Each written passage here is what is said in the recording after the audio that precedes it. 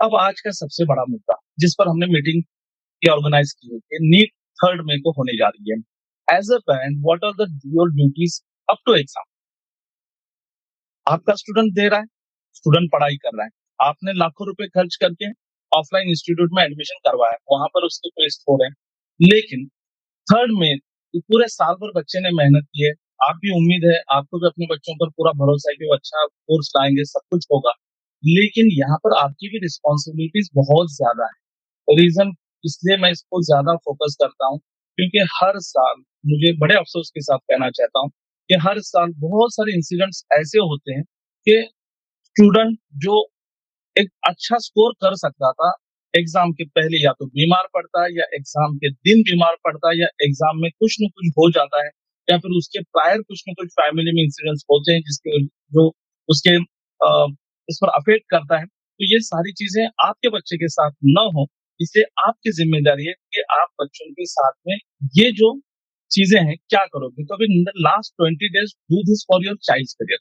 आप अगर चाहते हैं कि आपका बच्चा सही में एक अच्छा डॉक्टर बने, तो उसके लिए जरूरी है कि अच्छा कॉलेज मिले, और अच्छा कॉलेज तभी मिलेगा जब उसका एक अच्छा स्कोर होगा। तो मैं हमेशा कहता हूँ कि अगर आपको एमबीबीएस में एडमिशन लेना है, तो या तो आपके पास अच्छा रैंक होनी चाहिए, या आपके पास अच्छी बैंक होनी चाहिए।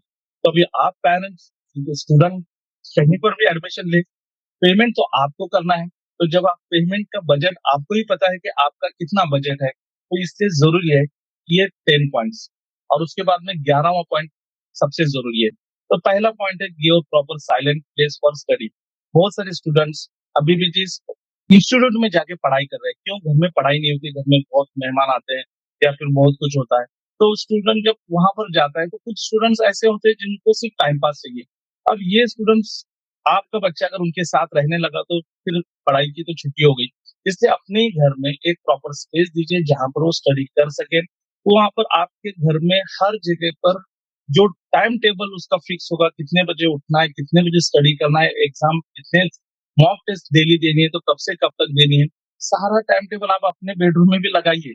उसके भी इस स्टडी टेबल के सामने लगाइए, आपके डाइनिंग टेबल पर भी लगाइए, ताकि ये 20 दिन आपकी भी ड्यूटी लगे कि मेरा बच्चा अच्छे से पढ़ाई करे, उसका स्कोर बढ़े।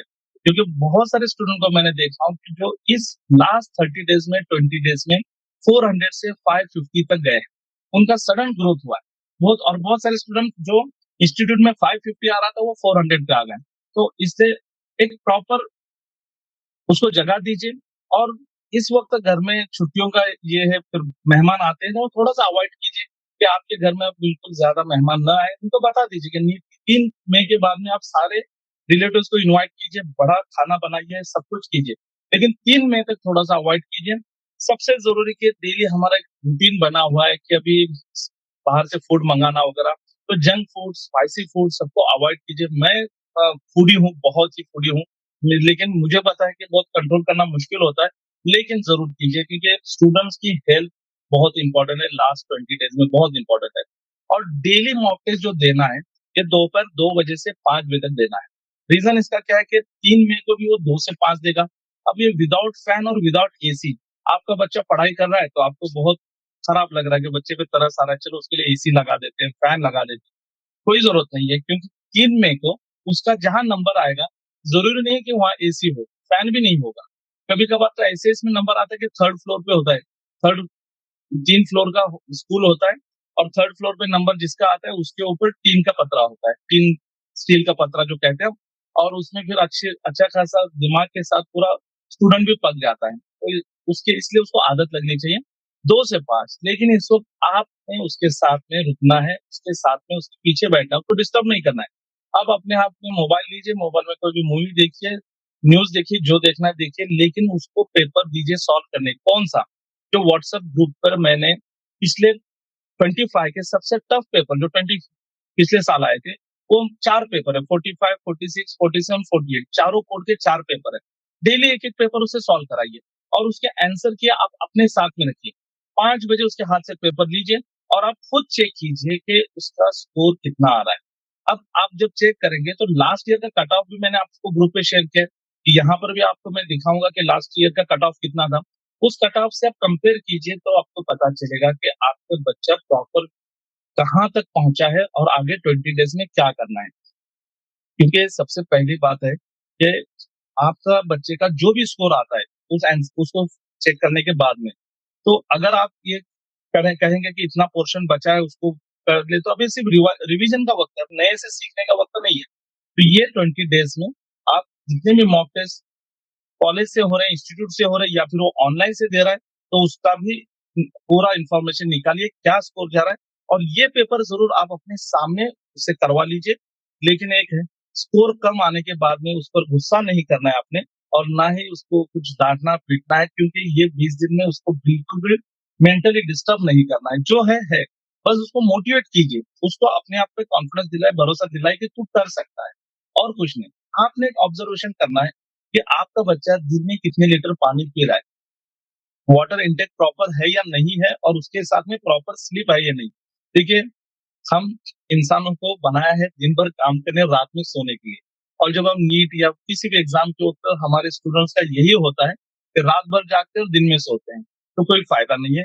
जितना अर्ली वेकअप की पढ़ाई जो होगी वो माइंड में हमेशा बाहर होती है, तो इसलिए कोशिश करें कि आपका बच्चा रात 12 बजे तक 1 बजे तक सो जाए, सुबह जल्दी उठ के फिर से, लेकिन ये काम आपको ही करना है। ठीक है, ये सारे प्रॉपर ट्रीटमेंट्स आपको देने हैं और उसके साथ में जो डॉक्यूमेंट्स हैं, सारे डॉक्यूमेंट्स की बात नहीं कर रहा, जो नीट के लिए जो डॉक्यूमेंट लगेंगे जिसमें भी आपका एडमिट कार्ड अभी तक आना बाकी है, लेकिन आइडेंटिटी कार्ड वगैरह जो भी है, उसको प्रॉपर एक वाटरप्रूफ फ़ोल्डर अभी से बनाइए और उसमें रखिए और इंस्टीट्यूट में बच्चे जब अगर जा रहा है अभी और वहाँ के मॉक टेस्ट हो रहे हैं, तो उस मॉक टेस्ट का रिजल्ट आप अपने सामने मँगाइए और एनालिसिस कीजिए कि आपके बच्चे का क्या स्कोर आ रहा है।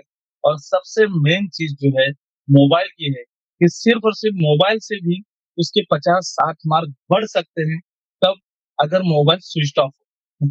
अगर मोबाइल स्विच ऑफ मीन्स देखिए वो ऑनलाइन पढ़ाई कर रहा है, तो डेस्कटॉप से करने दीजिए, पीसी से करने दीजिए, आप सामने बैठे। लेकिन मोबाइल से अभी क्या हो रहा है कि एक रील आप खुद को भी आदत है, मुझे भी लग चुकी है आदत कि हम एक रील देखते हैं तो उसको ऐसे करते-करते 1 घंटा कब चला जाता है पता नहीं चलता।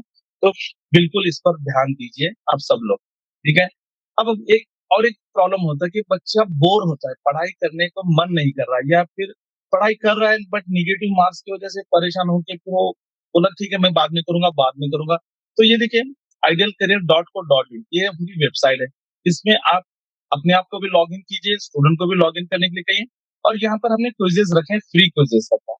डेली एक क्विज़ होती है, 10 मिनट की क्विज़ होती है, 20 मार्क्स की होती है, 1 सॉल्व कीजिए, 2 सॉल्व कीजिए और उससे क्या होगा कि आप ऑटोमेटिकली पढ़ाई के मोड में कन्वर्ट हो जाते हैं। ये ऐप है, ये डाउनलोड आइडियल करियर का ऐप, इसके पहले भी आपको दिखा है, स्क्रीनशॉट निकालिए और इस ऐप को आप डाउनलोड कीजिए। प्ले स्टोर से आप फ्री में डाउनलोड कर सकते हैं। अब आखिरी 3 दिन, अभी तो 20 दिन बचे हैं, तो वो सारी चीज़ें मैंने बताया।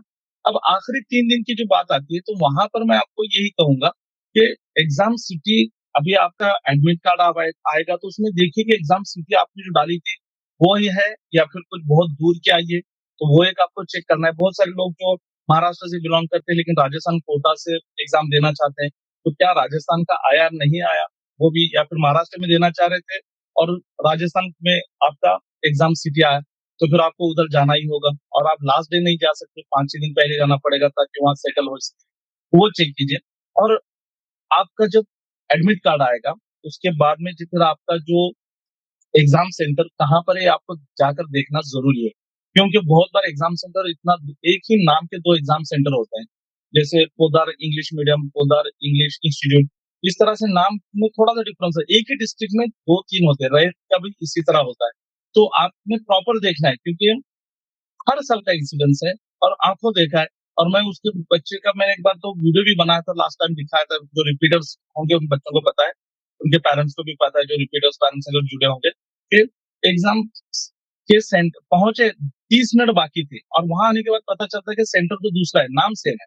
तो इसलिए एक बार चेक करना है और प्रॉपर डॉक्यूमेंट चेक करना है और जो भी ड्रेस कोड से रिगार्डिंग मैं तब आपको बताऊँगा, तो ड्रेस कोड में तो सिंपल है, हाफ स्लीव्स का टी-शर्ट, कॉटन का टी-शर्ट और एक कॉटन की पैंट बस और स्लीपर वगैरह तो है। तो ये सारी चीज़ें परचेज़ लास्ट 3 डेज़ में करना है। एग्ज़ाम के डे क्या करना है वो अभी बताता हूँ। इन शॉर्ट जल्दी उठना है, मतलब पहले रात को जल्दी सोना है। एग्ज़ाम सेंटर जो आपका रिपोर्टिंग टाइम दिया है उससे 1 घंटा पहले हो सके अगर नजदीक है तो टू व्हीलर से जाइए, और अगर आपने पहले जाके एग्जाम सेंटर देखा है और आपको पता है कि हाँ वहां पर ट्रैफिक का प्रॉब्लम नहीं होने वाला, तो फिर फोर व्हीलर लेके भी जा सकते हैं। सारे आइडेंटिटी कार्ड जो भी आपको रिक्वायर्ड है और अदर रिक्वायर्ड थिंग्स मीन्स क्या, अगर आपने पीडब्ल्यूडी से फॉर्म भरा है तो फिजिक्स पर्सन विद डिसेबिलिटी का सर्टिफिकेट भी आपको साथ में लेके जाना है। लेकिन उस दिन आपने बच्चों को बाहर का बिल्कुल भी खाने नहीं देना है, आप अपने घर से बना हुआ ले खाना दे सकते हैं। जो भी आप रेगुलर नाश्ता करता है आपका बच्चा, वो टिफिन साथ में लीजिए, या फिर घर में बनाया हुआ जूस लीजिए, या कुछ फ्रूट्स बनानास लीजिए, तो ताकि बच्चा वहां पर डिहाइड्रेशन का शिकार ना हो। उसके साथ में हाइपर एसिडिटी की वजह से चक्कर आकर गिरते हैं बहुत बच्चे, वो भी आपके बच्चे के साथ ना हो। ठीक है। और जब एग्जाम होगी तो उसके साथ में हम आपको आंसर की अवेलेबल कराएंगे। आप आंसर की से अपने बच्चे का स्कोर टैली करेंगे, और फिर वहां से फिर आप मुझे मिलने के लिए मेरे जहां अभी मैं करा रहा ऑफिस है, मुंबई में अब ऑफिस ओपन हुआ है, पुणे में ऑफिस 2 दिन में स्टार्ट होने जा रहा है, शोलापुर में ऑलरेडी ऑफिस ओपन है, रत्नागिरी में, कोल्हापुर में ओपन हो रहा है, नागपुर और औरंगाबाद, छत्रपति संभाजी नगर यहाँ पर भी होगा। तो वहाँ वीकली वन डे आऊंगा, बाकी टाइम ऑनलाइन के सेशन हमारी जो आज है संडे टू संडे, वो 3 मई के बाद में डेली रहेंगे। लेकिन किसके लिए रहेंगे? जो एनरोल होगा।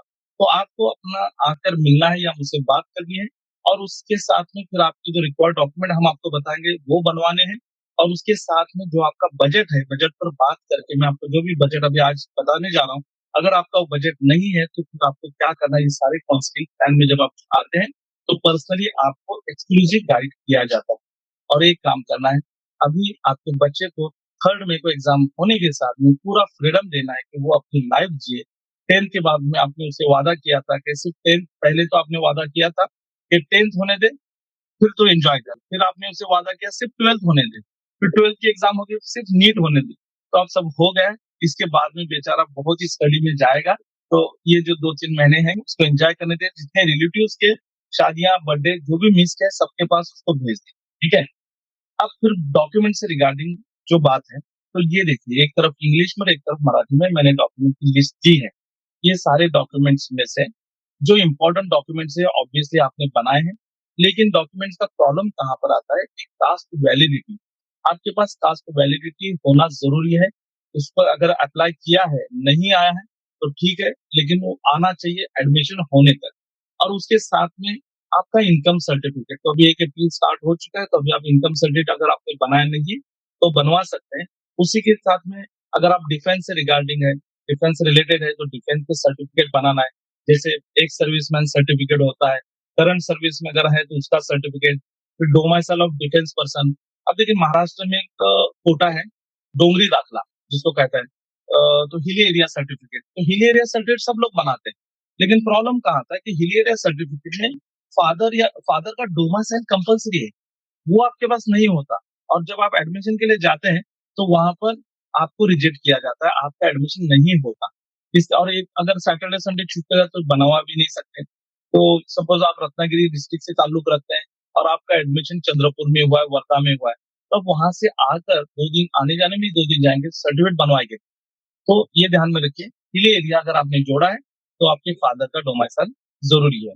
उसके साथ में ईडब्ल्यूएस सर्टिफिकेट हो या ओबीसी हो, अगर आप सेंट्रल से एडमिशन लेना चाह रहे हैं तो वहां सेंट्रल का सर्टिफिकेट लगेगा, और स्टेट कोटा से एडमिशन लेने वाले होंगे तो आपको स्टेट कोटा का सर्टिफिकेट लगेगा। अब एनआरआई कैटेगरी से जो एडमिशन लेना चाहते हैं उनको इतना ही बता दूं कि आप अगर खुद स्टूडेंट एनआरआई है, या फादर मदर एनआरआई है, या कोई एनआरआई स्पॉन्सर कर रहा है, तो जो स्पॉन्सरशिप जो होती है उसके लिए एम्बेसी सर्टिफिकेट सबसे जरूरी डॉक्यूमेंट है। तो आप एम्बेसी सर्टिफिकेट बाद में जब बनवाने जाते हैं तो बहुत प्रॉब्लम होता है, तो एम्बेसी सर्टिफिकेट अभी बनवाते। कुछ कंट्रीज में जैसे लास्ट ईयर ओमान में या कुवैत में या गल्फ कंट्रीज के किसी 2 कंट्रीज में एम्बेसी सर्टिफिकेट नहीं दिया गया, उसके लिए आपको कहा गया कि आप कि घर का मतलब अगर आपका बेटा या बेटी रहेगा तो दिया जाएगा, स्पॉन्सर नहीं दिया जाएगा। तो फिर ऐसे केस में वहां पर एक लिखा हुआ था, पेरेंट के बजाय पर एक दूसरा ऑप्शन लिखा हुआ था। तो वो जो काम कब होता है कि उसके लिए कोर्ट के ऑर्डर फिर लेने पड़ते हैं कि आप उस बच्चे के दत्तक आपने लिया है, अडॉप्ट किया है, और आप उसके पेरेंट के तौर पर आप उसको ट्रीट कर रहे हो, तो वो एक लंबी चौड़ी प्रोसेस होती है। तो उसके लिए भी आपको मैं डिटेल में बताऊंगा जब आगे अगर किसी का क्वेश्चन आएगा। तो उसमें बता दूंगा। और एक एफिडेविट जो होता है रिलेशनशिप का, ये आप एफिडेविट बहुत सारे लोग नोटराइज करते हैं, तो नोटराइज करने के बजाय जो है ना आप तहसीलदार ऑफिस से कराइए, वो थोड़ा सा बेस्ट रहेगा, क्योंकि बहुत सारे स्टेट में हर स्टेट का रूल्स रेगुलेशन अलग अलग है।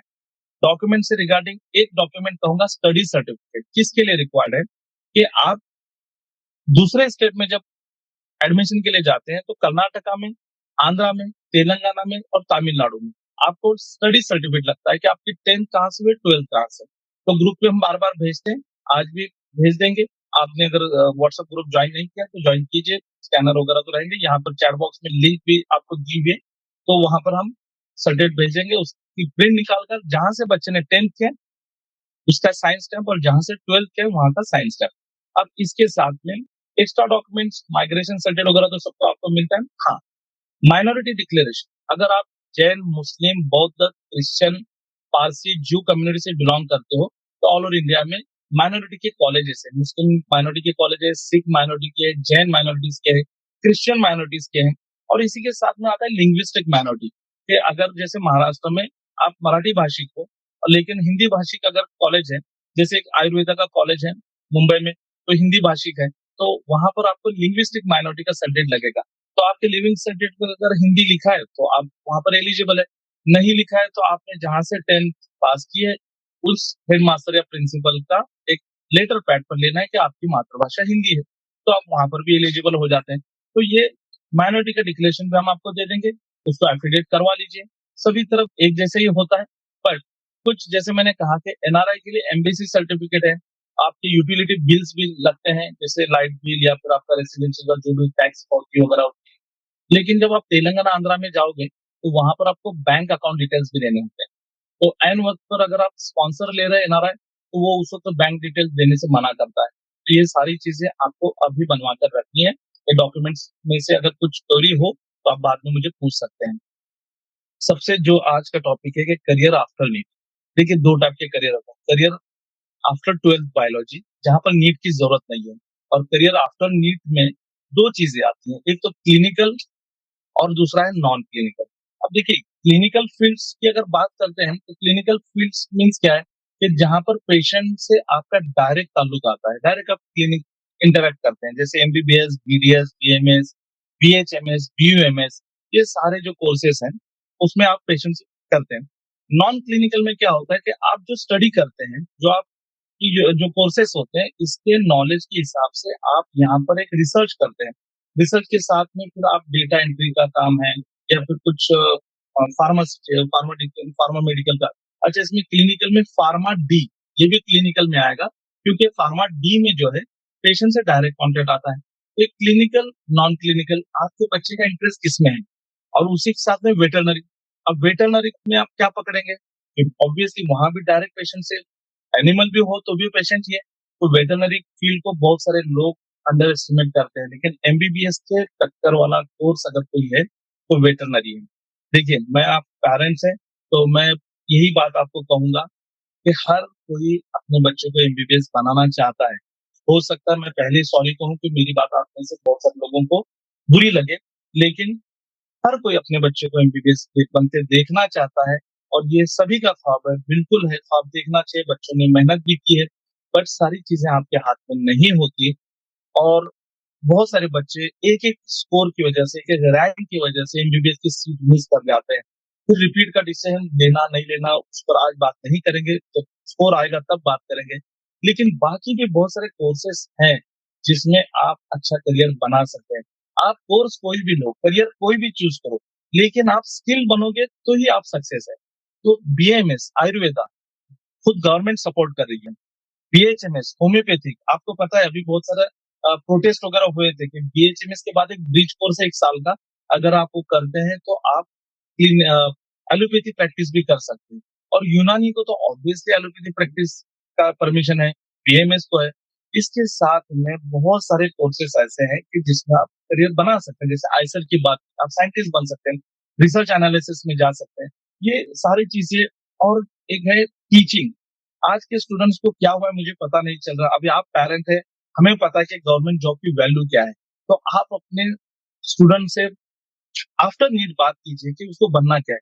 क्लिनिकल में जाना है, नॉन क्लिनिकल में जाना है, टीचिंग फील्ड में जाना है, क्योंकि और इससे आगे की एक बात करता हूँ कि ऑब्वियसली यूपीएससी, एमपीएससी ये हम सिर्फ सुनते हैं और उसमें यूपीएससी, एमपीएससी में फिर आर्ट्स, कॉमर्स से बच्चे पढ़ाई करते हैं, लेकिन आप देखिए 60% जो टॉपर्स हैं या जिन्होंने यूपीएससी क्रैक किया है बायो फील्ड से हैं। आप आंकड़े निकाल कर देख लीजिए या फिर कभी मैं ग्रुप पर शेयर कर दूंगा।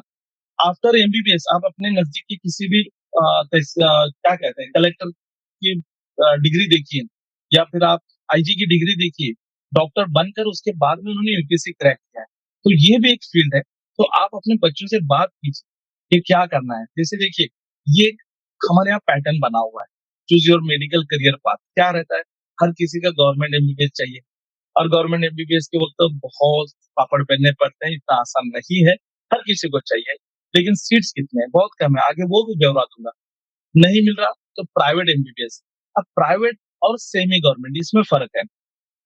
Semi government college means private college जहां पर आपको फाइनेंशियल बेनिफिट मिलता है, स्कॉलरशिप अवेलेबल होती है, उसको सेमी गवर्नमेंट कहा जाता है। लेकिन आप अगर महाराष्ट्र से बिलोंग करते हैं और मध्य प्रदेश की सेमी गवर्नमेंट कॉलेज में एडमिशन लेना चाहते हैं राजस्थान के, तो नहीं ले सकते, क्योंकि सेमी गवर्नमेंट कॉलेज के रूल्स में वही है जो प्राइवेट के लिए। 85% कोटा स्टेट के लिए होता है और 15% कोटा भी स्टेट के लिए ही होता है। मतलब 100% कोटा स्टेट के स्टूडेंट को होता है। इसलिए सेमी गवर्नमेंट आप अपने स्टेट में ले सकते हैं। उसकी फीस जो ज्यादा होती है वहां पर आपको स्कॉलरशिप मिल जाती है। अब ये गवर्नमेंट वेटरनरी मैंने उसमें ऐड किया है 3 नंबर पर। अदरवाइज आप क्या करेंगे, एमबीबीएस उसके बाद में बीडीएस। अब बीडीएस से ज्यादा बीएमएस का डिमांड बढ़ चुका है। देखिए, गवर्नमेंट के 5 कॉलेज है, बीडीएस के चार था और एक हुआ 5 कॉलेज, और 25 कॉलेज है प्राइवेट बीडीएस की, महाराष्ट्र की बात करता हूँ। लेकिन वही आयुर्वेदा के 130 कॉलेज है बीएमएस। तो बीएमएस बहुत ज्यादा डिमांड में आया पिछले 3 साल में। लेकिन इसका ये मतलब नहीं है कि बीडीएस अच्छा कोर्स नहीं है। ये सप्लाई एंड डिमांड, जो प्राइवेट कॉलेजेस ज्यादा बढ़ गए, बीडीएस की डिग्रीज लेकर बहुत सारे डॉक्टर आए मार्केट में, उस वजह से डिमांड कम हुआ और सप्लाई ज्यादा, इससे इम्पैक्ट हुआ। अदरवाइज बीडीएस अपने आप में एक स्पेशलाइजेशन कोर्स है। आप अगर एमबीबीएस करके एमडी करते हैं, एमएस भी करते हैं, तो भी आप डेंटिस्ट का काम नहीं कर सकते, आप डेंटल सर्जरी नहीं कर सकते। तो बीडीएस फिर एमडीएस कीजिए। एमडीएस में बहुत सारे ऑप्शंस हैं और एमडी यहाँ पर आप अच्छे प्राइवेट कॉलेज से भी कर सकते हैं, गवर्नमेंट कॉलेज, डीम कॉलेज भी है, लेकिन डीम कॉलेज हम बाद में बात करेंगे। तो फिर गवर्नमेंट बीएमएस आता है, गवर्नमेंट बीडीएस आता है। फिर अगर आपको एमबीबीएस ही करना है तो आपको अदर स्टेट के ऑप्शन है, लेकिन ये ऑप्शन आपके डिपेंड करेगा कि आपका बजट क्या है। अब आपका बजट अगर 60-70 लाख है, ऑफकोर्स आप मूव ऑन हो सकते हैं अदर स्टेट की तरफ। लेकिन अगर उतना नहीं है तो फिर आपको रिपीट के सिवा कोई ऑप्शन नहीं है। और अगर आप एमबीबीएस ही करना चाहते हैं, आप रिपीट नहीं करना चाहते, उसके साथ में आपका बजट भी 60-70 लाख नहीं है, तो फिर वही चीज है कि चलिए पासपोर्ट बनवाइए, अब्रॉड एमबीबीएस। फिर उसमें आपके पास Nepal, Bangladesh, Kazakhstan, Tajikistan, Afghanistan, sorry Afghanistan नहीं है, तो सब स्थान रहने की वजह से हमेशा मेरे इसमें आ जाता है। और उसके साथ में रशिया, फिर जॉर्जिया आ जाता है, फिर इटली, चाइना, सारे पूरी दुनिया आपके लिए खुली है। लेकिन इसमें बहुत सारे प्रॉब्लम्स है। ऐसा नहीं है कि आपने नहीं लेना है, क्योंकि हमारे भी आइडियल से बहुत सारे बच्चे जाते हैं। जस्ट कल एक बच्ची गई उज्बेकिस्तान के बुखारा इनोवेटिव यूनिवर्सिटी में, कल ही उसका वीडियो में देख रहा था। आपको बता दूं उसका स्कोर कितना था, 471। और कट ऑफ कितना था महाराष्ट्र का, 472। अब बताइए, सॉरी 472 आपका कट ऑफ था और उसका स्कोर था 471। अब कहाँ से एक एक मार्क से उसका मिस हुआ और तीसरा रिपीट था। अब इसके बाद में वो अब्रॉड गई है। तो फिर अब्रॉड जाने के बाद में वहां पर 6 साल का कोर्स, 5+1, 5 साल का कोर्स, 1 साल की इंटर्नशिप, वहां से इंडिया आने के बाद 1 साल की इंटर्नशिप। तो अगर आपका मन अब्रॉड का है तो आप एक ही काम कीजिए, फिर ड्रॉप वगैरह के बारे में मत सोचिए, पहले साल में निकल लीजिए अब्रॉड। क्योंकि यहाँ रिपीट करने से अच्छा है कि आपका कोर्स 1 साल हो जाएगा। ठीक है। और अगर नहीं जाना चाहते तो बेस्ट है कि यहाँ पर प्राइवेट बीएमएस आपको अपने स्टेट में मिल जाएगा, अदर स्टेट में मिल जाएगा, यूनानी है, होम्योपैथिक है। और उसके साथ में जैसे मैंने कहा कि non NEET biological, after 12th biology की जो करियर अपॉर्चुनिटीज है उस पर भी हम सेशन लेंगे, जिसमें आप अपना करियर डिसाइड कर सकते हैं। तो इसके लिए आपको जुड़ना है आइडियल के काउंसलिंग से। ये आइडियल के काउंसलिंग प्लान है। ये बीच में स्लाइड आई इसलिए बोल रहा हूँ, एक्चुअली ये स्लाइड सबसे लास्ट में थी, लेकिन चलिए आज जब आ गई है तो बता देता हूँ। आइडियल के काउंसलिंग प्लान में सिंपल है, हमने 3 ऑप्शन रखे हैं। एक है आपका बेसिक गाइडेंस प्लान, जिस बेसिक प्लान जिसको कहा जाता है, इसमें सब ऑनलाइन गाइडेंस मिलेगा जैसे अभी है। ये तो जितने भी सेशन 4th मई के बाद में होंगे वो फ्री नहीं रहेंगे। फ्री का सेशन संडे टू संडे होगा, लेकिन जो क्योंकि फ्री सेशन में सारी इंटरनल चीजें नहीं बताई जा सकती और कुछ बहुत सारे कॉलेज में हिडन चार्जेस होते हैं, कहीं पर सेटिंग होती है, ये सारी चीजें आपको उन्हीं सेशन में पता चलेगी। तो ऑनलाइन सेशन एक्चुअली किसके लिए रखा है, जैसे मैं महाराष्ट्र से बिलोंग करता हूँ, मेरे काउंसलिंग में यूपी, बिहार से, तमिलनाडु, केरल, इवन अभी आज एक जो जुड़े हैं भुवनेश्वर से, आसाम से जुड़े हैं, कुछ मणिपुर से लास्ट ईयर के कैंडिडेट थे, तो ऑल इंडिया से आइडिया के काउंसलिंग में जुड़ते हैं। तो उनको बस प्रॉपर गाइडेंस चाहिए, तो उनके लिए ये प्लान है 2,999 का। और स्टेट वाइज हम अलग अलग लेते हैं। फिर अगर आप होम स्टेट, अगर आपकी स्टेट महाराष्ट्र है, महाराष्ट्र में एडमिशन लेना चाहते हैं किसी भी कोर्स में, उसका ओवरऑल 9,999। आप Maharashtra plus all over India लेना चाहते हैं तो 19,999। और अब्रॉड के लिए 30,000, मतलब 10, 20, 30। तो अब आपको ये बता दो कि ये जो प्लान है, ये सारे प्लान के प्राइजेस जो है, ये प्राइजेस बाद में क्या होंगे ये। अच्छा, बहुत सारे लोगों का था कि आप क्या क्या सर्विसेज देंगे, तो इसका आप स्क्रीनशॉट निकाल सकते हैं कि कौन से प्लान में आपको क्या सर्विसेज मिलेंगे, और एक्सक्लूसिव सर्विसेज होते हैं। अब एक बात यहाँ पर आती है कि सर हम नीट के एग्जाम के बाद में लेते हैं, बिल्कुल सही, लेकिन आपको बताऊं कि ऑल ओवर इंडिया में 22 लाख स्टूडेंट एग्जाम दे रहे हैं और महाराष्ट्र में 6 लाख। अगर मैं इसका 1% भी पकड़ूं तो भी बहुत सारा मैं सारे स्टूडेंट की नहीं कर सकता काउंसलिंग, तो बहुत लिमिटेड रहते हैं, तो लिमिटेड ऑफर है। और ये ऑफर अभी है कि आप एटलीस्ट 2,999 के प्लान में भी अगर आप ज्वाइन होते हैं तो आपको अभी से गाइडेंस में देना शुरू करूंगा।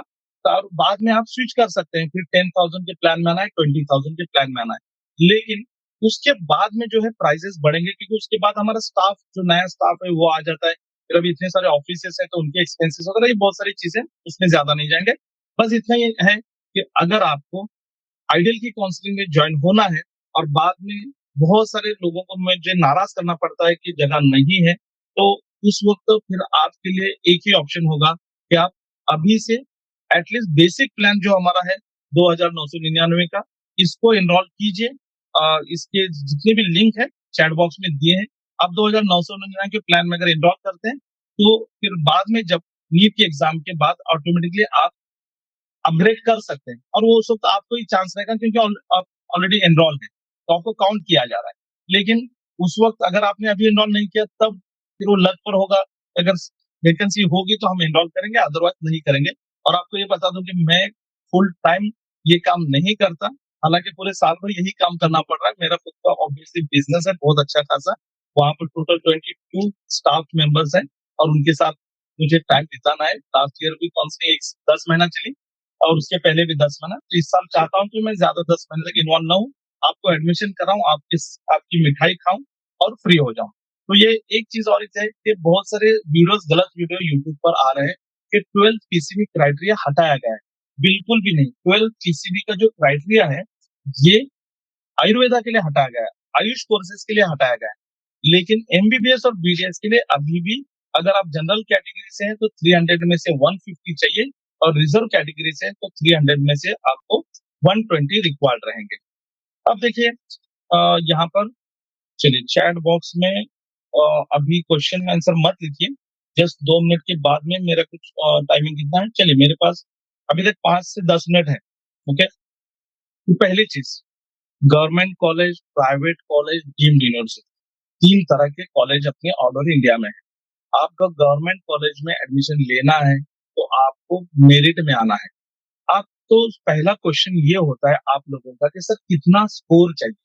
तो मैं आपको एक बात बता दूं, ये देखिए स्कोर की अगर बात करें तो ये देखिए आपके सामने यहाँ पर है, 2020 में 611 का स्कोर था, लेकिन रैंक था 15,038। अब 2024 और 25 देखिए, 2024 में 652 का रैंक था, स्कोर था, और रैंक था 25,200। ठीक है, और 2025 में उसी रैंक पर स्कोर आया 526। तो स्कोर आपका कम ज्यादा होता रहेगा, जैसा पेपर आएगा उस हिसाब से स्कोर आपके बच्चे का कम ज्यादा होगा, लेकिन आपको रैंक इंपॉर्टेंट है। तो ऑल ओवर इंडिया में आपको गवर्नमेंट कॉलेज अगर लेना है, ध्यान से चाहे तो नोट डाउन भी कर सकते हैं। ऑल ओवर इंडिया में अगर आपको गवर्नमेंट कॉलेज लेना है, तो आपका जो ऑल इंडिया रैंक है 30,000 के अंदर आना चाहिए। एक्चुअली 27,500 है। मैं ओपन कैटेगरी का बता रहा हूँ, ओपन कैटेगरी का बता रहा हूँ। ओबीसी का लगभग उसी के आसपास होता है। ईडब्ल्यूएस तो थोड़ा सा कम रहता है, लेकिन चलिए फिर भी इसलिए मैं थोड़ा सा बढ़ा के इसलिए बता रहा हूँ कि सीट बढ़ चुके हैं और भी नए कॉलेजेस आ रहे हैं, तो इसलिए मैं कह रहा हूँ 30,000 अगर आपका रैंक होगा तो आपका ऑल ओवर इंडिया में गवर्नमेंट कॉलेज 15% कोटा से मिल जाएगा। लेकिन वहीं अगर आप जैसे महाराष्ट्र से बिलोंग करते हो और महाराष्ट्र में आपको गवर्नमेंट कॉलेज में एडमिशन लेना है, तो आपका रैंक 45,000 के अंदर आना चाहिए। 45,000। तो आप मुझे बताइए, अगर आपका रैंक 44,000 है, तो आपको महाराष्ट्र में गवर्नमेंट कॉलेज मिल रहा है, लेकिन क्या अदर स्टेट में मिल रहा है? नहीं, क्योंकि वहां तो 30,000 पर क्लोज हो गया। यही सबसे बड़ी गलतफहमी आप पेरेंट्स रखते हैं कि कहीं ना कहीं गवर्नमेंट कॉलेज में जगह खाली होगी, मिलेगी, ऐसा नहीं है। रैंक लेकर सब लोग बैठे हैं। आपको अपने स्टेट में इसलिए मिल रहा है कि आपको 85% का कोटा है, और ऑल ओवर इंडिया में जो कोटा होता है 15%, तो 15% और 85% में डिफरेंस है। 100 में से 15 सीट के लिए ऑल ओवर इंडिया के स्टूडेंट का कंपटीशन है, और अपने स्टेट में 85 सीट के लिए आपके सिर्फ जो स्टेट के स्टूडेंट्स है उनका कंपटीशन है, तो यहाँ पर चांसेस ज्यादा होते हैं। इसलिए जब आपको मान लीजिए आपका स्कोर 25,000 आ गया, ठीक है, चलो मैं बता 30,000 आ गया, तो 30,000 आपका रैंक आ गया, तो आपको महाराष्ट्र में अपने होम स्टेट में मिल रहा है क्योंकि 45,000 के अंदर है, और 25,000 अगर आपका रैंक आता है तो आपको गवर्नमेंट कॉलेज बाहर भी मिल रहा है क्योंकि वहां ऑल इंडिया का कट ऑफ 30,000 के अंदर है। बट 25,000 रैंक पर आपको महाराष्ट्र में अपने होम स्टेट में ए कैटेगरी का कॉलेज मिलेगा, वहीं पर ऑल इंडिया में आपको सी कैटेगरी का कॉलेज मिलेगा, गवर्नमेंट कॉलेज मिलेगा। तो इसलिए सबसे ज्यादा बेनिफिट जो होता है स्टेट कोटा के काउंसलिंग में होता है, ये पहली चीज। अब बात आती है प्राइवेट कॉलेज। तो प्राइवेट कॉलेज जितने भी हैं, इसमें दो स्टेट आते हैं, एक तो ओपन स्टेट और क्लोज स्टेट। जैसे महाराष्ट्र क्लोज स्टेट है, यहाँ बाहर का स्टूडेंट एडमिशन नहीं ले सकता, लेकिन कर्नाटक ओपन स्टेट है, यहाँ महाराष्ट्र का स्टूडेंट कर्नाटक जा सकता है। UP, Uttar Pradesh all over India के स्टूडेंट के लिए ओपन है, वहां पर कोटा ही नहीं है कि स्टेट का अलग और बाहर के लिए अलग। लेकिन प्राइवेट कॉलेज की बात कर रहा हूँ, गवर्नमेंट कॉलेज को एक ही फॉर्मूला है, 85 और 15। 85% होम स्टेट के लिए बच्चों के लिए और 15% अदर स्टेट के बच्चों के लिए। तो प्राइवेट कॉलेज में की जब बात आती है तो यहाँ पर आपको सिंपल फॉर्मूला है कि जहां ओपन स्टेट है वहां पर आप अप्लाई कर सकते हैं, लेकिन पहले आप अपने होम स्टेट में देखेंगे, क्योंकि होम स्टेट में आपको स्कॉलरशिप मिलती है। जैसे महाराष्ट्र का स्टूडेंट्स है और उसको महाराष्ट्र के प्राइवेट कॉलेज में एडमिशन मिल जाता है, तो उसके लिए रैंक कितना चाहिए? जैसे मैंने यहाँ बताया, ऑल इंडिया के गवर्नमेंट कॉलेज के लिए आपका रैंक चाहिए यहाँ पर थोड़ा सा, शायद हो सकता है आप बोर वगैरह हो गए होंगे, तो मुझे यहाँ पर ये देखना पड़ेगा कि आपका आप कंटिन्यू है या नहीं है। एक मिनट।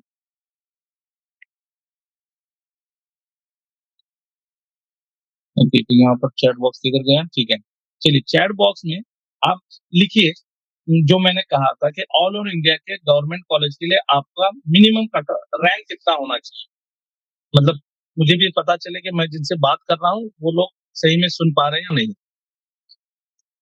चैट बॉक्स में लिख सकते हैं कि ऑल ओवर इंडिया में अगर आपको गवर्नमेंट कॉलेज इस साल चाहिए 26 में, जी 30,000, यस, गुड गुड है, मतलब जो मैं कह रहा हूँ उसको सीरियसली गुड, बहुत बढ़िया। अब बात करते हैं कि ऑल ओवर इंडिया में, ठीक है, 30,000। ओके, रवि कुमार ने 25 लिखा है, कोई बात नहीं। 27,500 लास्ट ईयर का था, और इस बार मैं 30,000 इसलिए बोल रहा हूँ क्योंकि बहुत सारे सीट्स बढ़ रहे हैं, ठीक है। ओके, तो government college all over India में जब आपको चाहिए तो 30,000, और वही महाराष्ट्र में कितना चाहिए ये लिख दीजिए, मतलब सभी को बाहर हो जाएगा एक बार का। महाराष्ट्र में गुड, रवि कुमार गुड, आप भी नहीं, अभी सर के गलत आ रहा है। अनिस 45 गुड, 45,000। तो ये हो गया महाराष्ट्र के लिए गवर्नमेंट कॉलेज। अब 45,000 में आपका रैंक आना है, मतलब मेहनत अभी आप बच्चे करेंगे। तो अब बात आती है कि महाराष्ट्र के प्राइवेट कॉलेज, तो महाराष्ट्र के प्राइवेट कॉलेज के लिए आपका रैंक होना चाहिए 88, चलिए उसको भी 90,000 2000 बढ़ा के बोल देता हूँ। 90,000 के अंदर अगर आपका रैंक आता है, तो फिर आप अगर ओपन और ओबीसी कैटेगरी से हैं, एससी-बीसी कैटेगरी से हैं, तो थोड़ा बहुत ये सबकी कैटेगरी मिला के मैं 90,000 बोल रहा हूँ। अदरवाइज़ 87,000, 88,000 के आस-पास होता है। महाराष्ट्र में भी 1-2 कॉलेज बढ़ने की उम्मीद है, तो 90,000 के अंदर आपका रैंक आता है, तो आपको महाराष्ट्र में प्राइवेट कॉलेज में एडमिशन मिल जाता है। अब महाराष्ट्र के प्राइवेट कॉलेज में जब एडमिशन मिलता है, तो ओके, चलिए वो मैं सब बता दूँगा। प्लीज़ टेल मी महाराष्ट्र में एमबीबीएस गवर्नमेंट कॉलेज कितने हैं? देखिए महाराष्ट्र में गवर्नमेंट कॉलेज टोटल 42 है, ठीक है? आपने पूछा तो बता देता हूँ, 42 गवर्नमेंट कॉलेज है, प्राइवेट कॉलेज 23 है, ठीक है? गवर्नमेंट कॉलेज ज़्यादा है। महाराष्ट्र के जितने भी स्टूडेंट्स हैं लकी है कि यहाँ पे एक क्लोज़ स्टेट है, गवर्नमेंट कॉलेज ज़्यादा है, प्राइवेट कॉलेज कम है, लेकिन प्राइवेट कॉलेज में सिर्फ वेदांता कॉलेज छोड़कर सारे कॉलेज सेमी गवर्नमेंट है। आपको यहाँ एडमिशन एक बार मिल जाता है, आपका रैंक 90,000 के अंदर आता है, तो आपको पूरी फीस गर्ल्स के लिए माफ, बॉयज के लिए हाफ। ये हमेशा का मेरा स्लोगन है, ये आप लोग भी याद रखें। तो जब मिल जाता है तो गर्ल्स के लिए यहाँ पर कोई फीस है नहीं, और बॉयज के लिए तो बॉयज के लिए हाफ है, लेकिन उसके लिए इनकम क्राइटेरिया वगैरह ये हम क्वेश्चन आंसर सेशन में उसको करेंगे, क्लियर करेंगे। अब जब आपको यहाँ पर महाराष्ट्र में नहीं मिलता है, तो फिर आपको ओपन स्टेट मतलब अदर स्टेट में जाना पड़ेगा। तो जो महाराष्ट्र का बजट मान लीजिए 60 लाख है, तो गर्ल्स के लिए माफ है, ठीक है? तो इसमें से पूरी चीज माफ नहीं है, इसमें से सिर्फ ट्यूशन फीस माफ है। ट्यूशन फीस के 10% डेवलपमेंट फी होती है। मान लीजिए किसी कॉलेज की ट्यूशन फी 12 लाख रुपए, तो गर्ल्स के लिए पे करनी नहीं है, लेकिन उनको डेवलपमेंट फी 10% देनी है। तो 12 लाख के 10% 1,20,000, राइट? अब दूसरी चीज आती है कि अगर बॉय कैंडिडेट है, तो उसको 12 लाख की जो फीस है उसके हाफ मतलब 6 लाख, लेकिन ट्यूशन फी 1,20,000, ट्यूशन फी 10% सबके लिए कंपल्सरी। तो अगर उस हिसाब से हम देखते हैं तो 12 इंटू 5, एक्चुअली आप कहेंगे कि सर 5 क्यों बोल रहे हो, 4.5 ईयर्स का है। बिल्कुल आपको फीस जो है 4.5 ईयर्स की पे करनी है, लेकिन बाकी अदर चार्जेस भी तो हैं, जैसे मिसलेनियस चार्जेस होते हैं, फिर आपके यूनिवर्सिटी रजिस्ट्रेशन होता है, बुक्स होते हैं, बोन सेट लेना है, बहुत सारी चीजें, इसलिए हमेशा इंटू 5 कीजिए, तो इसमें सारी चीजें आज अभी इसमें हॉस्टल मेस नहीं पकड़ा हूं मैंने, तो हॉस्टल मेस के लिए 1,50,000 ये हमेशा अपने दिमाग में रखिए कि ऑल ओवर इंडिया में सिवाय अपने महाराष्ट्र के सिंधुदुर्ग कॉलेज एसएसपीएम है, जहां पर 3-3.5 लाख हॉस्टल मेस के चार्जेस लिए जाते हैं, और भी 1-2 कॉलेज हैं। अब एफआरए फीस रेगुलेटिंग अथॉरिटी ने नोटिस निकाला है सबको, उम्मीद है कि सभी तरफ हॉस्टल मेस में जो लूटा जा रहा है नहीं जाएगा, इसलिए कह रहा हूँ 1.5 लाख क्वेश्चन अभी करोगे तो वेस्ट हो जाएगा आपका क्वेश्चन। जिस वक्त मेरा सेशन खत्म होगा, क्वेश्चन आंसर जस्ट 5 मिनट आखिरी बचे हैं मेरे, उसके बाद में क्वेश्चन आंसर सेशन जब मैं स्टार्ट करता हूँ तो वहां से आगे मैं क्वेश्चन लेता हूँ। इसे अभी आप लिखोगे तो वेस्ट हो जाएगा, तब लिखिए तो मेरी नजर पड़ेगी उस पर।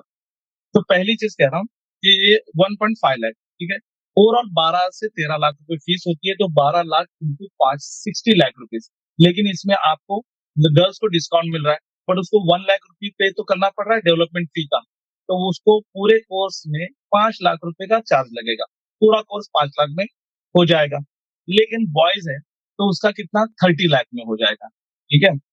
अब वो महाराष्ट्र में नहीं मिल रहा अपने होम स्टेट में, या फिर मैं ये भी कहूंगा कि गुजरात का कोई स्टूडेंट है तो गुजरात में नहीं मिल रहा, अब वो महाराष्ट्र आना चाह रहे हैं तो नहीं आ सकता, क्योंकि महाराष्ट्र क्लोज स्टेट है, वो सिर्फ एनआरआई कोटा से आ सकता है या आईक्यू कोटा से, उसकी बात हम आगे करेंगे टीम में। तो आप जब आपको अदर स्टेट में जाना पड़ रहा है तो वहां भी सेम क्राइटेरिया सेम फीस है, सिर्फ डिफरेंस क्या है कि आपको जो गवर्नमेंट ऑफ महाराष्ट्र स्कॉलरशिप दे रही थी वो वहां पर नहीं मिलेगी, तो वहां पर आपको पूरा 60 लाख पे करना पड़ेगा, ठीक है? तो ये एक चीज हो गई। अब आता है कि डीम्ड यूनिवर्सिटी, तो ऑल ओवर इंडिया के डीम्ड यूनिवर्सिटी में ओपन टू ऑल होता है, यहाँ पर कैटेगरी से एडमिशन नहीं होता, कैटेगरी का कोई बेनिफिट नहीं होता है, लेकिन फीस जो होती है 80 लाख से स्टार्ट होकर 1,75 लाख तक। तो आपका स्कोर अगर अच्छा है और आपको अगर कहीं 70 लाख में कॉलेज लेना पड़ रहा है, तो मैं तो कहूंगा कि अगर आपका स्कोर अच्छा है तो आप डी यूनिवर्सिटी लीजिए, ऑटोनॉमस है और उसका सब कुछ अलग होगा, तो ये एक ऑप्शन होता है। लेकिन डी यूनिवर्सिटी में बजट जो है थोड़ा सा हाई रेंज पे ही रहता है। अब ये सारे हो गए आपके मेरिट से एडमिशन। अब जो बात आती है वो बात आती है आपका एनआरआई कोटा, जैसे मैंने कहा एनआरआई कोटा और मैनेजमेंट कोटा। तो एनआरआई कोटा की अगर बात हम करते हैं, तो चलिए उससे पहले चलिए ठीक है, एनआरआई कोटा और मैनेजमेंट कोटा पे ज़्यादा टाइम ना देते हुए, उसमें शॉर्ट में मैं निपटा देता हूँ। उसके पहले ये बता देता हूँ कि आप गवर्नमेंट कॉलेज में भी एनआरआई कोटा से एडमिशन ले सकते हैं।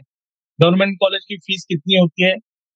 मुश्किल से 1 लाख से 2 लाख पर ईयर, उसमें भी आपको स्कॉलरशिप मिलती है।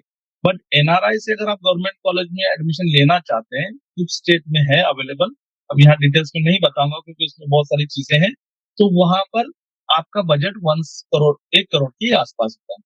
अब प्राइवेट कॉलेज महाराष्ट्र का हो या कोई भी हो, आपको मेरिट से एडमिशन मिलता है तो आपको स्कॉलरशिप मिल जाती है। लेकिन आप इंस्टीट्यूट कोटा, मैनेजमेंट कोटा से एडमिशन लेते हैं या एनआरआई कोटा से एडमिशन लेते हैं, तो आपकी फीस यहाँ पर भी 1 करोड़ 20 लाख के आसपास होती है। ठीक है। अब वो निगोशिएशन हम कराते हैं, आपका कुछ बेनिफिट होता है, कुछ कॉलेज वालों का बेनिफिट होता है, इस केस में कुछ कैश का लेन देन होता है, वो सारी चीजें वो पर्सनलाइज काउंसलिंग में, एक्सक्लूसिव काउंसलिंग में मैं आपको डिटेल में बता दूंगा, यहाँ पर उसकी जरूरत नहीं है। लेकिन डीम यूनिवर्सिटी में आपका एडमिशन, डीम यूनिवर्सिटी में एक पेड कोटा होता है, एक एनआरआई कोटा, मतलब तीनों में भी एनआरआई कोटा होता है, लेकिन एनआरआई कोटा की फीस ज्यादा होती है। जैसे मैंने कहा कि गवर्नमेंट कॉलेज में जहां पर मेरिट से एडमिशन होता है, एक मान के चलिए 500 से 600 के बीच स्कोर हमेशा अप डाउन होता है, जैसा पेपर आएगा उस हिसाब से। तो फीस कितनी है? टोटल कुल 5 साल की मिला के 5 लाख रुपए। लेकिन एनआरआई के लिए फीस कितनी होगी? 1 CR। प्राइवेट कॉलेज में आपका एडमिशन 450 से लेके 550 के बीच में हो रहा है। ठीक है। फिर आपके होम स्टेट में या फिर अदर स्टेट को भी इसमें काउंट करते हैं, यूपी बिहार सब कुछ काउंट करते हैं, तो यहाँ पर फिर 350 400 के कट ऑफ पर, जैसे तेलंगाना 400, कर्नाटक 450, और लास्ट ईयर का मैं बता रहा हूँ, और यूपी बिहार यहाँ पर 350 300 में आपका एडमिशन हो रहा है। लेकिन बजट 60 to 70 लाख। अगर आपका होम स्टेट है तो फीस आधी, और अदर स्टेट में जा रहे हो तो फीस 60 to 70 लाख। बट यहाँ पर भी एनआरआई कोटा से अगर आप एडमिशन लेते हैं, लेकिन एनआरआई कोटा यूपी में नहीं है, पहले ही बता दूं। तो यहाँ पर भी अगर आप एनआरआई कोटा से या मैनेजमेंट कोटा से एडमिशन लेते हैं, तो आपका स्कोर यहाँ पर भी 150 200 जस्ट एलिजिबल है तो भी मिल जाएगा, यहाँ पर भी जस्ट एलिजिबल हो तो भी मिल जाएगा। बट बजट 120 से लेके 150।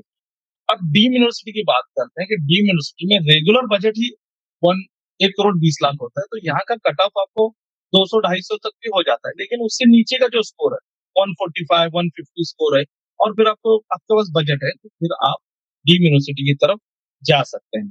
अब ये देखिए, ठीक है, seat matrix all over India में टोटल कॉलेजेस कितने हैं, इसका स्क्रीनशॉट लीजिए क्योंकि इसमें बहुत सारे चेंजेस होंगे। अच्छा, नितिन कोहली हमारा एक सर आइंस्टाइन एकेडमी सातारा का कैंडिडेट है जो सिलेक्ट हुआ था। एक्चुअली इसका आपको ये केस, स्पेशल केस के फोटोज में यहाँ पर रखता हूँ, वैसे तो बहुत सारे फोटोज हैं, वो आपको मैं बाद में दिखा दूंगा। ये महाराष्ट्र में सीट देखिए, टोटल सीट कॉलेजेस कितने, 9,498 सीट्स हैं। Total 67 college. कोई क्यों पूछ रहा था कि गवर्नमेंट ऑफ महाराष्ट्र में कॉलेजेस कितने हैं, तो ये देखिए 42 कॉलेजेस हैं गवर्नमेंट के और 25 प्राइवेट एमबीबीएस कॉलेज। और ऑल ओवर इंडिया का भी यहाँ देखा है। फिर बीडीएस में देखिए, बीडीएस में सिर्फ 5 कॉलेज है महाराष्ट्र में गवर्नमेंट के, और इसलिए कट ऑफ बीडीएस का गवर्नमेंट का कभी कम नहीं होता। और प्राइवेट बीडीएस के 25 कॉलेज है। आयुष में गवर्नमेंट के 28 कॉलेज, और टोटल प्राइवेट आयुष 185, जिसमें 130 आयुर्वेदा के और बाकी दूसरे इसके। ठीक है, अब ये देखिए कट ऑफ आपके सामने। अब इसको ध्यान से सुनिए, ये मैं पहले महाराष्ट्र का लेता हूँ फिर बाकी। अब कट ऑफ में देखिए, ओपन कैटेगरी का कट ऑफ 2024 में 595, बट रैंक 85,000, और 25 में 472, और रैंक कितना 88,000। इसलिए मैं 90,000 बोल रहा हूँ ताकि 90,000 तक सभी को मिल जाएगा। लेकिन बहुत सारे स्टूडेंट का ये होता है कि सर आप बोल रहे हैं 595 और 472, 595 माइनस 472 में डिफरेंस 123 मार्क का है, और रैंक में तो बहुत डिफरेंस होता है, ऐसे नहीं होता।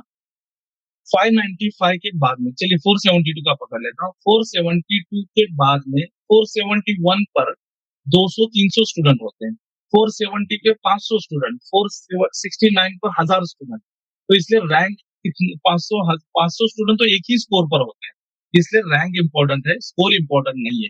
तो 595 472 यहाँ पर ईडब्ल्यूएस के लिए भी ये मैंने प्राइवेट एमबीबीएस का नहीं करा है, गवर्नमेंट का नहीं निकाला है, प्राइवेट की बात कर रहा हूँ, क्योंकि गवर्नमेंट का यहाँ पर 595 तो गवर्नमेंट का कितना था, 628 था, और पिछले साल जब 472 था तो गवर्नमेंट का 504 था। हमेशा ध्यान में रखिए, 25 से 30 मार्क्स से ज्यादा पर आपको गवर्नमेंट कॉलेज मिलता है, जो प्राइवेट कॉलेज का कट ऑफ होता है, और उसमें 25 मार्क्स आप ऐड करेंगे तो सेंट्रल के कॉलेजेस आपको मिलते हैं। ये सिंपल एक फॉर्मूला आपको ध्यान में रखने के लिए एज अ पेरेंट। अब ये बीएमएस के लिए देखिए 365 272, लेकिन यहाँ पर 4.5 लाख में मिला था, यहाँ 5,28,000 क्यों गया? क्योंकि महाराष्ट्र में बहुत कॉलेज बढ़ गए। अब महाराष्ट्र में आपको नहीं जब मिलता है तो फिर ये ओपन स्टेट की बात हम करते हैं। केरला देखिए कट ऑफ 604, महाराष्ट्र में कितना था कट ऑफ? 472, ठीक है, कितना था? फोर, पहले 595 था, देखिए ध्यान में रखिए, 595 472, 595 472, 595 472। अब केरल का देखिए 604, मतलब 595 से ज्यादा, और 479 472 से ज्यादा। इसलिए मैं हमेशा कहता हूँ, जिसको महाराष्ट्र में एडमिशन नहीं मिलेगा उसको केरला में एडमिशन नहीं मिलने वाला। इससे बिला वजह केरला का होप मत लगाइए, क्योंकि ये दिक्कत सबसे बड़ी है। और यहाँ प्रॉब्लम वही हो रहा है कि महाराष्ट्र में आपको अगर नहीं मिल रहा तो अदर स्टेट में 12 लाख से इंटू 5 60 लाख हो रहा है, और यहाँ 8 लाख 8 फाइव 40 लाख हो रहा है। ऑब्वियसली आप अपने 20 लाख रुपए सेविंग करना चाहोगे, लेकिन कट ऑफ भी तो चाहिए, इसलिए ध्यान में रखिए।